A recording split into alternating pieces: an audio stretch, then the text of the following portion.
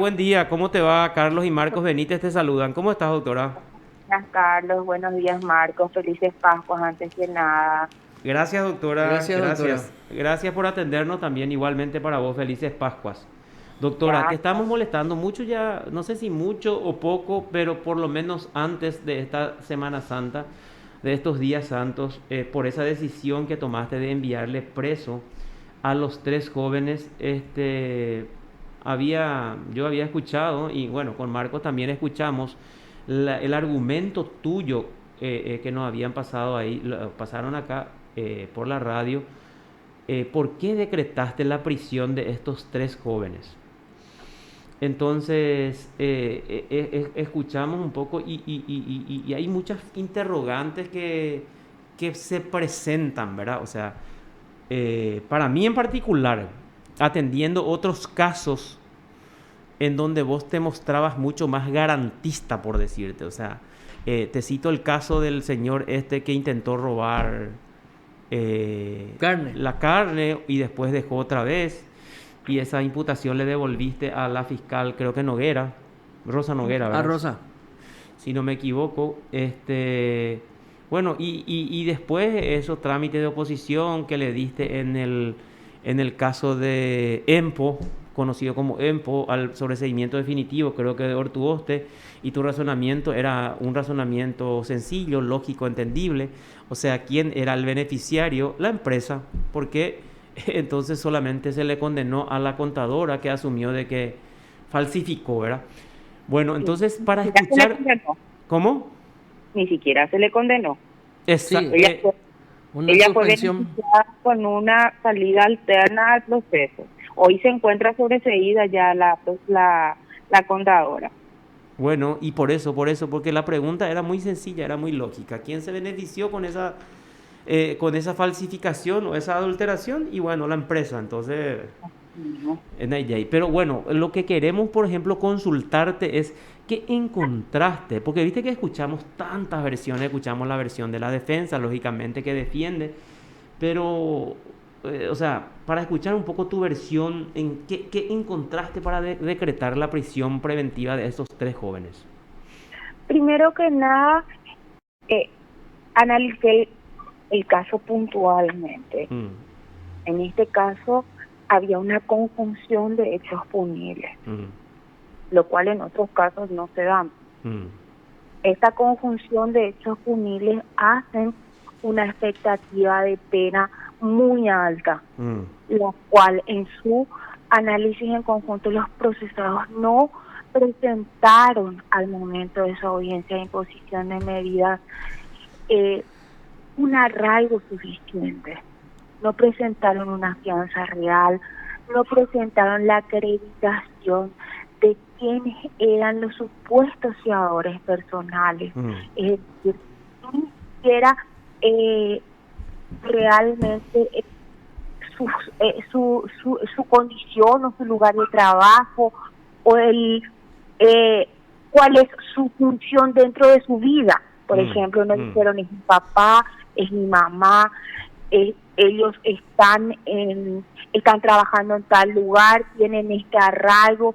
Nada de eso vinieron a demostrarnos durante la audiencia de imposición de medidas. Es más, la prisión preventiva en este caso, es una medida cautelar eminentemente reformable.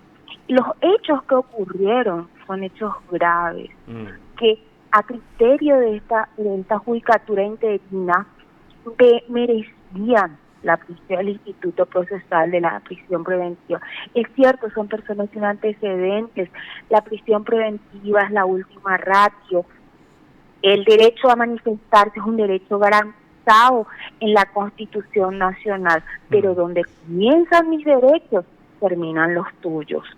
Y el protestar o manifestarse no está criminalizado. Lo que sí está criminalizado son los actos de vandalismo, Claro. donde sí hubieron personas con capacidades especiales que corrieron riesgo su vida. Mm. ¿Cómo te sentirías vos en el caso de que vengan y destruyan tu casa e intenten incendiarla o la incendian luego, Sí. siendo que vos no tenés nada que ver con los actos de un gobierno. Porque Colorado luego es una casa o una residencia de estudiantes. ¿Qué pasa si no estábamos en pandemia y estaba lleno ese lugar? Todas esas situaciones en conjuntos hay que valorarlas y analizarlas. Y el perjuicio que causaron a estos estudiantes o a estos residentes en el futuro es terrible. Estás hablando, a ver un poco, esta posición tuya, doctora, se refiere a un elemento del 242, que es que el hecho sea grave. Comparto plenamente contigo. Para mí los hechos que se imputan son muy graves. Ir a incendiar una casa, ya sea Colorado Roga, Liberaroga, la casa de Ña Juana, de la esquina, del barrio, la casa más humilde o la mansión más suntuosa, es grave. Ahora bien, el peligro de fuga también creo que está sustentado con decir, miren, no demostraron arraigo, ellos no demuestran si trabajan, si no trabajan, si en dónde viven, si con quién viven, si con quién comparte. Ahora bien, doctora, y el último. Este último, la existencia de hechos suficientes para sostener razonablemente que son autores o partícipes del hecho punible. Yo lo que leí de tu resolución es que sustentaste con el sustento que dio la Fiscalía. Y en la imputación no hay ningún sustento, doctora. Así mismo es. Esa es la primera parte que yo le iba a preguntar, porque esa es la función del juez de garantía. Pues nosotros tenemos a mano la imputación. Y la ley exige que se le atribuya quién incendió la casa de Liberaloga o de Marcos Roga o de Carlos Roga o de la jueza Roga. Vamos a suponer de esos jóvenes que se manifestaron frente a tu casa y escracharon o te escracharon, ahí se tiene que describir la conducta, se va a ver un imputado en ese caso. En este caso yo comparto plenamente con la defensa de que hay una imputación genérica, y eso vas a saber más vos que nosotros porque tenés la imputación a mano. Y sabes que la imputación tiene 21 líneas y no describe la conducta de, a ver un poco, de Arnaldo Francisco Martínez. Si vos me podés explicar qué hizo Arnaldo Francisco Martínez, si qué hizo Vivian Guadalupe Genes Mesa o qué hizo Enrique Agüero Escobar, te voy a agradecer muchísimo. Si me describís quién agarró tal cosa para quemar como exige la ley, me va a encantar que me digas o que nos expliques, por ejemplo, esa conducta que exige que la ley, que la imputación tenga. No hay que confundir imputación con acusación.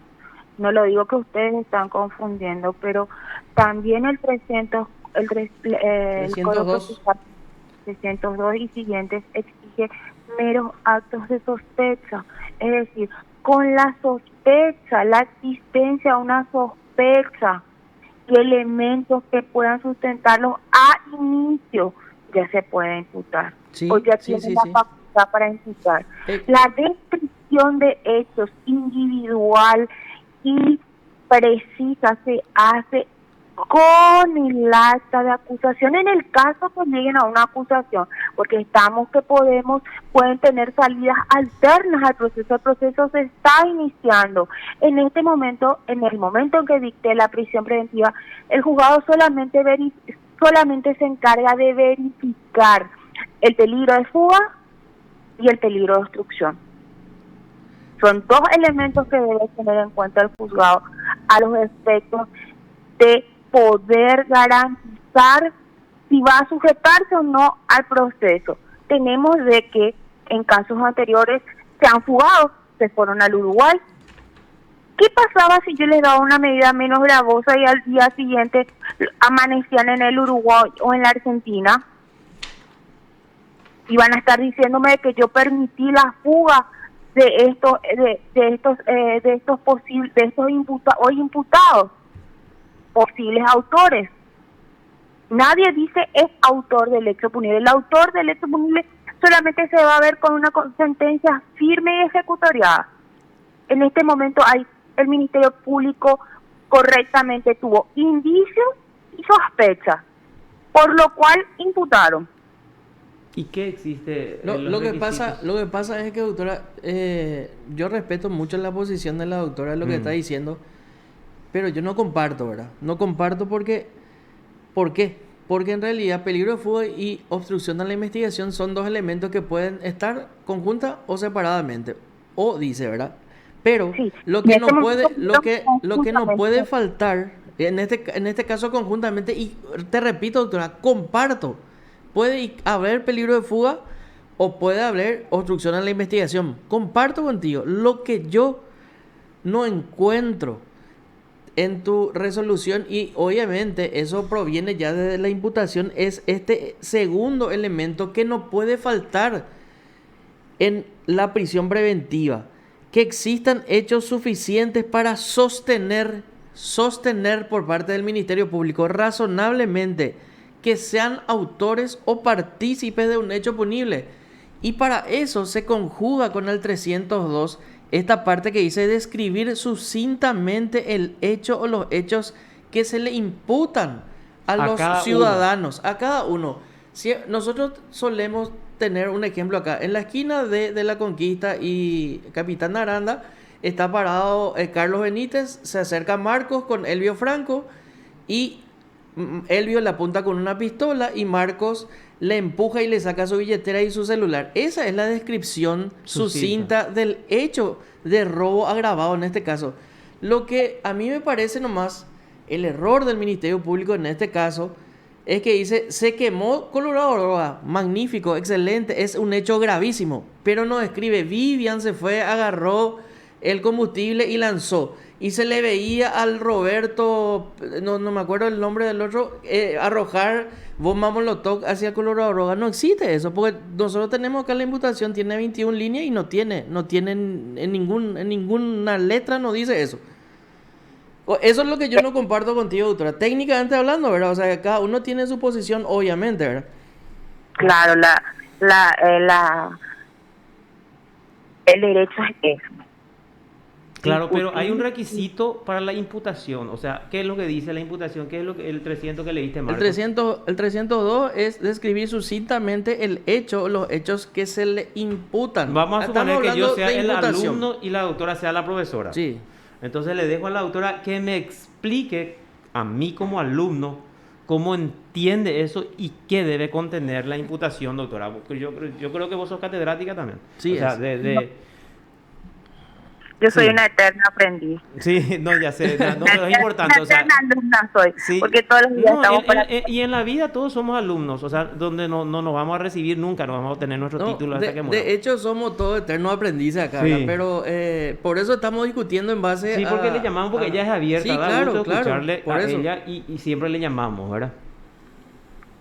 La descripción, a mi consideración, verificando el cuaderno de investigación fiscal y los elementos presentados como constancia en el expediente y en el cuaderno de investigación fiscal, se dieron los hechos. Existe un informe que capaz ustedes no tienen a la vista, preliminar de la Policía Nacional, en el cual identifica y va verificando quiénes son los supuestos autores. Eso es algo que a mí personalmente me convenció y me llenó mis presupuestos para dictar esa medida cautelar. Ya, un informe paralelo a la imputación, ¿verdad? Sí, son elementos conviccionales que existen dentro del cuaderno de investigación fiscal. Ya. Porque lo que pasa es que hay que verificarlo en su conjunto. Yo verifiqué en su conjunto el cuaderno de investigación fiscal, claro, que tiene a la vista, y no es que la imputación sale de la nada. La imputación sale de informes y elementos que la Policía Nacional y el Laboratorio Forense de la Fiscalía elevaron, y el Departamento de Criminalística elevaron a la Fiscalía. Y de eso resulta la imputación. Claro, ¿Y por qué no describe eso el Ministerio Público? Por eso es lo que le quiero preguntar, porque acá, según se presenta, todos los imputados cometieron los mismos hechos.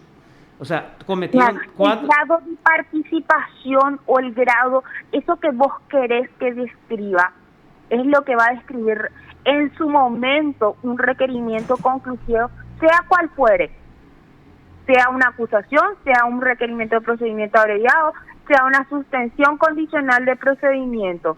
Va a ser la descripción y el grado de participación que a cada uno le dan. En este momento es una etapa incipiente, y en esta etapa incipiente los elementos existentes dieron para el otorgamiento de la prisión preventiva, el cual hoy está recurrido, y mi superior va a verificar si hice correctamente o no hice correctamente, si mi resolución merece ser confirmada, merece ser revocada o merece ser anulada. En caso de que sea confirmada, va a estar verificando de que los presupuestos que yo en su momento tuve a la vista, los cuales pueden variar en el transcurso de la investigación, fueron los correctos. Porque Sí. justamente eso es un proceso penal. Un proceso penal es algo dinámico de todos los días. Pueden existir más elementos que acrediten que ellos son los supuestos autores, como pueden existir elementos que le descarten o le eximan a ellos de esa responsabilidad. Pero doctora, yo creo que es una cuestión, vamos a suponer, en el sentido de que haya existido un caso, no sé, este último caso que se dio en el jardín botánico. Hubo violación, coacción sexual y hurto. Y el autor, o sea, si la fiscalía nos incluye a todos como autor de la violación y del hurto, todos podemos irnos a prisión. Si la fiscalía le atribuye solamente a Marcos como autor de la violación y a nosotros como lo que cuando se cayó el celular de la señora agarramos y corrimos y llevamos, nuestra situación es totalmente diferente. Pero si a la fiscalía nos mete a todos en la misma bolsa, en la imputación, de hecho que un juez va a decretar la prisión, ¿verdad? Y lo que la ley exige es que el juez revise cómo está presentada la imputación y cómo detalla la conducta de cada uno, porque vos te vas a basar en eso, así como estás explicando. ¿Qué es lo que hizo Marcos? Marcos no abusó de la señora, o Marcos fue el que abusó de la señora, acá según la imputación, y Carlos solamente agarró el celular que se cayó al piso y ya corrió de acuerdo a los testigos, no vio ni se quedó a mirar que Marcos haya abusado de la señora. Entonces mi situación jurídica es muy diferente a la de Marcos. Sin embargo, si la fiscalía va a decir que yo y Marcos participamos de la coacción y del hurto, los dos vamos a irnos a la cacerolita. Tienes toda la razón del mundo. Pero por eso, esa descripción que vos haces de que Marcos hurtó y Pedro fue el que coaccionó sexualmente, y como cómplice o como campana actuó Pedro, eso se da en la sentencia. La descripción que te pide el 302 es una descripción sucinta, los meros actos de sospecha fundada, que para mí... Pero no hay que describir la conducta entonces de cada uno. Esa conducta de cada uno va a estar descrita en el requerimiento conclusivo. Pero vos sabés que, doctora, la palabra sucinta, palabra sucinta para la Real Academia es, por una parte dice una descripción breve, pero una descripción precisa también significa sucinta, doctora. Y esa precisión lo que no hay, o sea, es una generalidad. Es como que, no sé, poniendo otro ejemplo, hay un desmán en el Defensor del Chaco entre la barra de Cerro y Olimpia, y se le imputa a 10 personas porque hubo un desmán entre la barra, pero no se dice fulano y mengano estuvieron en la esquina de Colón y no sé qué cosa, y Colón y, no sé, Carlos Antonio López destrozando el McDonald's o el Burger King de ahí de esa esquina, ¿verdad? Eso nomás lo que... Y además, además una imputación se puede presentar sin el pedido de medidas. ¿Qué es lo que le hace diferente a una imputación que se presenta con el pedido de medidas? Justamente este numeral 2, que la fiscalía tenga casi una mera seguridad de la existencia del hecho punible y de que razonablemente puede sostener el Ministerio Público de la participación de Juan, Pedro y Jorge en ese hecho punible, ¿verdad? Y O sea, ya obviamente tiene que ser una cuasi acusación. cuasi Entonces, acusación cuando se envía cuando se prisión a pide alguien. prisión preventiva, por eso pues es una excepción dentro de la regla, ¿verdad? Que como bien vos dijiste, ya hace 20 años no describe eso el Código Procesal Penal y no precisamente ahora la famosa acordada de la Corte, que nos recuerda realmente, como bien vos mencionaste en estos días, doctora. Exactamente. Pero hay que tener en cuenta de que por eso es que están las etapas. Esta es una etapa incipiente en la cual los elementos que contaba el Ministerio Público, que son esos que están en su cuaderno de imputación, en su cuaderno de investigación fiscal, Sí. conllevan a la imputación y al pedido, al requerimiento de prisión preventiva. Este requerimiento justamente se basa no solamente en que tiene que describir los hechos precisos que cada uno cometió. ¿Por qué?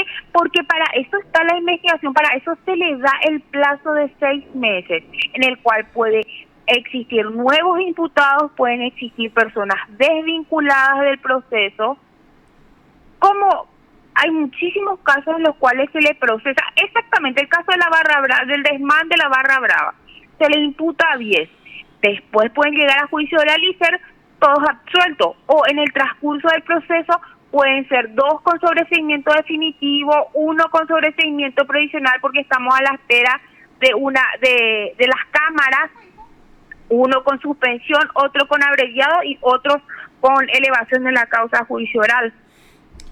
Claro. Justamente eso es la etapa preparatoria, la investigación, los 6 meses que tendrá, porque es taxativo. El juez tendrá por recibida el acta de imputación. El juez no puede, es algo taxativo, no puede rechazar un acta de imputación. Puede devolverla para subsanar errores procesales o de forma, pero no puede rechazar un acta de imputación. Claro, no puede rechazar porque el que lleva el imperio el titular de la investigación del Ministerio Público, pero sí, en este caso, yo particularmente como aprendiz del derecho que soy, digo que acá por lo menos no se llenó el elemento ¿cómo era? El requisito de la imputación donde dice de descripción sucinta de los hechos, ¿verdad? Pero bueno, claro, es es mi criterio, es mi pero criterio, acá estoy ¿verdad? leyendo en las medidas cautelares que pidió la Fiscalía lo que dice la doctora, en lo que se sustenta también la Fiscalía, en el informe policial y grabaciones del circuito cerrado con el que cuenta el Ministerio Público, dice. Es lo que en eso sustenta el informe policial, grabaciones del circuito cerrado con el que cuenta el Ministerio Público. Así también cabe señalar que en la presente causa los hechos punibles atribuidos son graves, pues se tratan de bienes del Estado existiendo concursos de hechos punibles. El de Colorado es del Estado, no es. Y concurso también, no hay concurso hasta que haya juicio oral también. O sea, un probable Eso es lo que concurso. estoy leyendo ahí, de la ¿verdad? imputación de Estefanía González González. y Lorenzo Lescano. En realidad este es el fundamento del pedido de prisión. Ya. Sí, o sea, de hecho Correcto. que sea grave es grave. Para mí, por lo menos, eso No, eso es indiscutible. Eso es indiscutible, ¿verdad? Y además, también es importante señalar algo. El derecho a manifestarse es constitucional, existe, pero dentro de ese derecho no está quemar nada. No, comparto yo esa parte. Comparto Eso es indiscutible. plenamente. Eso es O sea, indiscutible, así como dice la doctora. Y también comparto en el sentido de que la Dejémonos de joder. crítica a los fallos es libre. Y Sí, esa señor. agresión lo que no se comparte No, tampoco. no. Por eso Para nada. hay un manifiesto de la Asociación de Magistrados, ¿verdad, doctora? Así mismo. Yo te voy a decir, ese día que ocurrieron los hechos vandálicos en la casa de mi madre, yo estaba en el palacio, yo estaba de turno trabajando. Sí, ella es una persona, una adulta mayor de 78 años que estaba con mi nana que tiene 66 años y una secretaria, y entraron en pánico, no podía entrar una ambulancia, no podía salir una ambulancia, no podía entrar un médico y ella estaba con una presión 22/12, al borde de un infarto. Y yo no podía entrar ni salir no podía entrar a mi casa. Los médicos tampoco podían auxiliarle, nadie podía auxiliarle. Todo se hizo vía telemática para poder tratar de controlar ese pico de presión que ella tuvo. Claro, pero No ¿están es todo una bien, doctora, al final y al cabo? ¿Están todo bien A los ver, miembros? mi mamá sigue muy asustada, sigue con el pánico, fue revisada por los médicos de la familia, no se recomendó que no salga, se tuvieron que apagar las cámaras de mi casa y nos recomendó el médico que no vea las noticias ni nada por el pánico en el cual ella entró. Doctora, no sé si hasta corresponde, pero incluso por el bien de tu mamá, yo creo que sí corresponde. ¿Vos vivías ahí en esa casa? ¿Qué pasa? Mi casa es en Lambaré, Sí. mi casa matrimonial. Yo en noviembre del 2019 sufrí un accidente muy grave camino a Cacupé, en el cual me fui sometida posteriormente a 11 cirugías, la última ahora el 2 de marzo, y por las secuelas del accidente, un vehículo que ingresó de contramano y yo me iba al lado del chofer, y por eso momentáneamente me trasladé a la casa materna para los cuidados, porque yo tuve una fractura en la columna, yo estuve la primera vez 30 días en terapia intensiva, ahora el 2 de marzo estuve 2 días en terapia intensiva de la costa, es decir, por esos cuidados que yo podía tener en mi hogar materno que no tenía en mi casa matrimonial donde vivo con mi esposo y una secretaria, es que yo estoy momentáneamente en lo de mi mamá. Ya. Pero mi casa, donde yo resido, donde yo vivo, es en Lambaré. Y bueno, ¿y Lo único hiciste que alguna no denuncia? Sí. contra mí pueden hacer cualquier cosa. Los fallos que yo dicte son criticables, son discutibles, son verificables por mis superiores, pero yo hice el pleno convencimiento de mi actuación como juez. Soy una juez que no me tiembla la lapicera a la hora de dictar una libertad o de eximirle a una persona de medidas cautelares, aunque el Ministerio Público solicite la prisión preventiva. Pero cuando a mi convencimiento se dan los presupuestos, tampoco me va a temblar la mano para dictar una prisión preventiva, porque esa es la valentía del juez. Y agradezco el manifiesto de la Asociación de Magistrados. Lastimosamente lamento, a pesar de haber solicitado el acompañamiento y el pronunciamiento de mi asociación de jueces, que no lo haya hecho. No sé sus motivos. Pero hoy me pasó a mí, mañana le puede pasar a cualquier magistrado de la nación. Correctísimo. Y yo creo, eso es lo que admiro y felicito de la Asociación de Agentes Fiscales del Paraguay, el cual ante cualquier hecho de uno de sus asociados, allí está presente. Correcto. Doctora, Sea cual sea el hecho.